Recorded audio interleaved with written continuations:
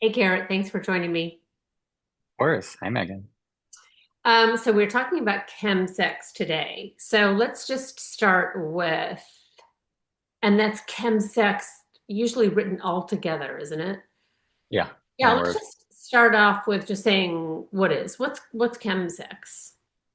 Yeah, so I would define chemsex as the intentional use of certain drugs, popularly methamphetamines, GHB, sometimes ecstasy, in a sexual context. Yeah. Um, and it primarily, but not only exclusively, happens between men that have sex with men. It's very prevalent in the queer community in general. Yeah.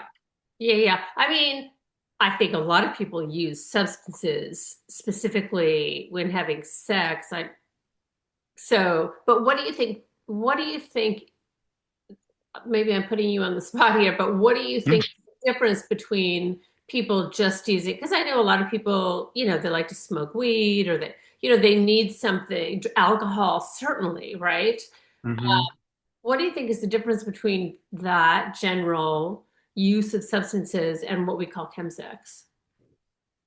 Um, I think around the word with chemsex, I'm thinking of a like dependency, Mm, specifically, and that we could only engage in this type of behavior if we are also using substances, whether that's to help like reduce the inhibitions that we feel. Um, but it does feel, I think when I think of chemsex, I think of something that feels a little bit more out of control sometimes, yeah, potentially. yeah. And maybe also, would it be fair to say, like a bigger substance experience, right? So, Yeah. a, uh, getting away from sort of reality a little bit more, right? Yes, I Yeah, would agree with that for sure. yeah. So, and I think if there's definite connection between chemsex and the gay community. And, I'm just thinking about like, why does one, well, I mean, for pleasure purposes, we can say, well, like, yeah, that a lot of that sounds really fun, right?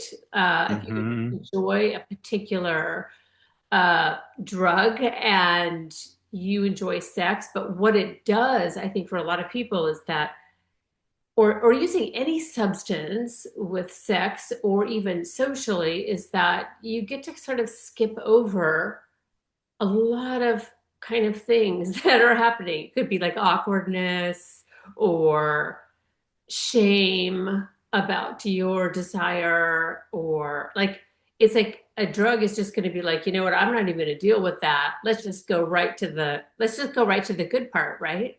Yeah. So the pleasure, the heightened pleasure, Yeah. and not necessarily address all the other things that comes with that pleasure, like really being seen by somebody and really connecting with somebody, that awkwardness to getting to know somebody, creating communication around sex. Yeah, you could definitely skip over that. Yeah, exactly. So, and it's because real, maybe you're not going to agree with this.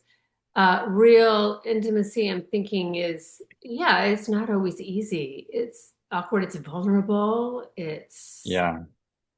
right. So, Yeah.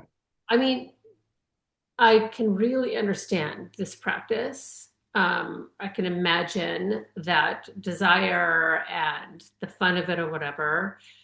And I think um, in the blog post that I wrote, I was really thinking in terms of, when one does something like that, what is the real internal desire? And I'm thinking, I think we all want to have this experience of just oneness, right?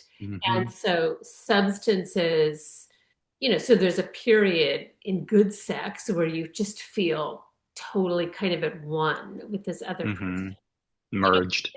We haven't had that since we were like in utero, right? Yeah.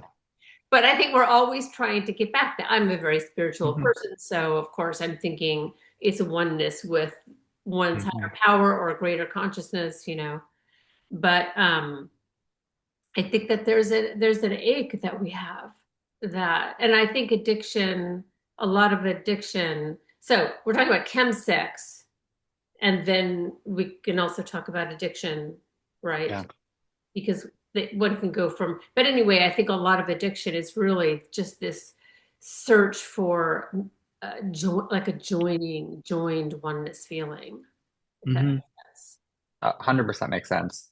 And I feel, especially with chemsex and that desire, there's like this push and pull around like wanting that merging, wanting that wholeness, but also dealing with shame, whether that's shame about self, about sexuality, that makes it hard for us to feel like we can connect or merge or like feel a higher power.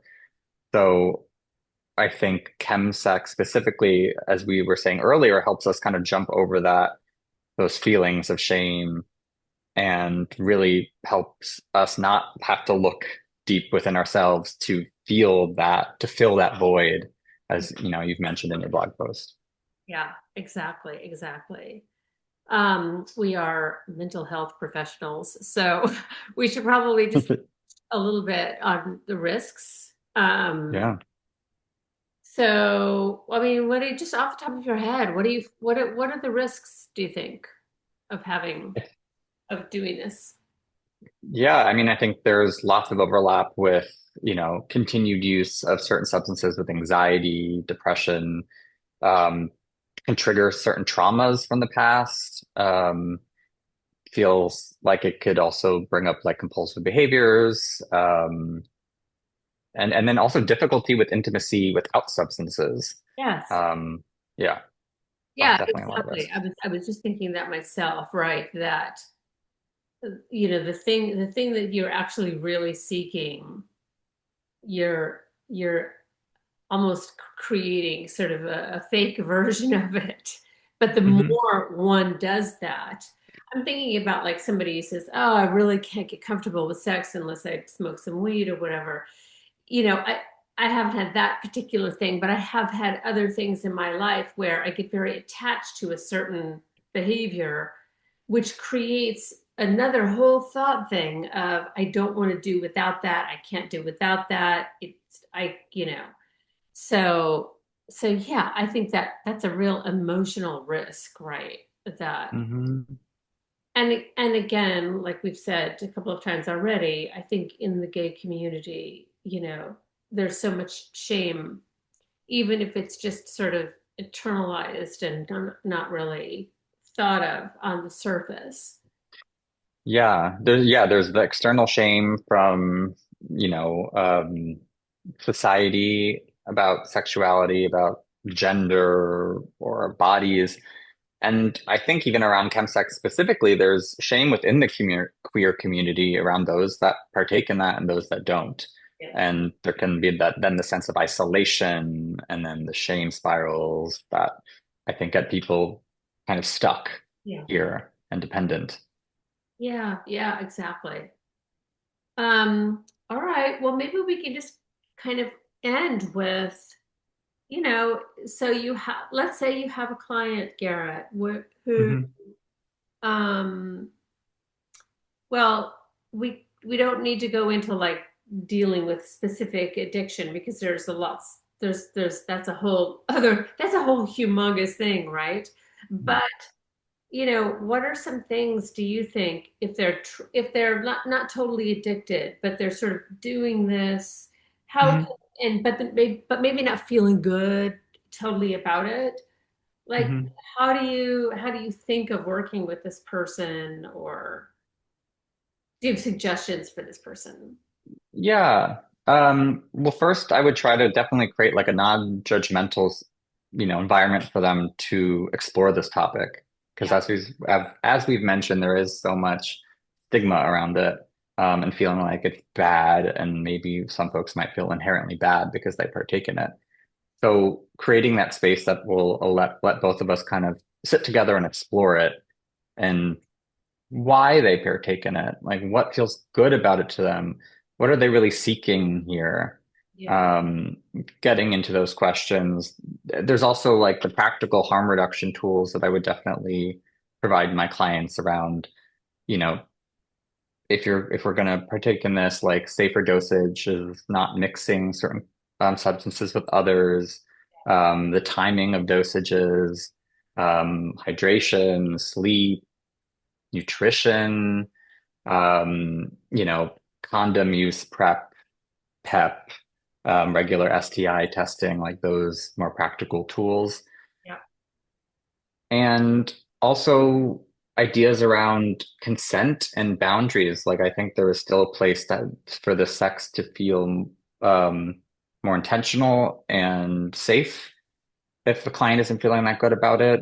Having conversations with partners before engaging in it around the boundaries, checking with them during and after. A lot of folks, that's kind of when the shame spiral happens, is after these engagements in the chemsex. So checking with each other, checking with yourself, like how am I feeling around this? Who can I reach out to about it? Therapy is a great um, environment where we can talk about those things. I love that. I love all that. It's so good. And you're actually, it's like you're introducing into this, scenario. You're actually introducing little pieces of real relationship that is hard. Consent in the middle of like these things are hard, but Yeah. you're trying to balance some kind of health and care for self, Yeah. with a choice to have the fun experience, whatever. Um, I guess I would just say too, like going back to this idea of like a search for joining and oneness, I just the Mhm. word connection is so important. And I think increasing, if one is doing this to a point where they're not feeling so great about it, like how can they increase connection to their community? And this might be a group, this might be Mhm. there's all kinds of things. How can they increase connection to themselves, like up their kind of self-care practices, Mhm. spending time in nature, journaling, going to therapy, right? And then, possibly increasing their connection to their higher power too, right? It's like Mhm. connection all around. Um, Garrett, thanks so much for talking about this with me. Yeah, thank you, of course.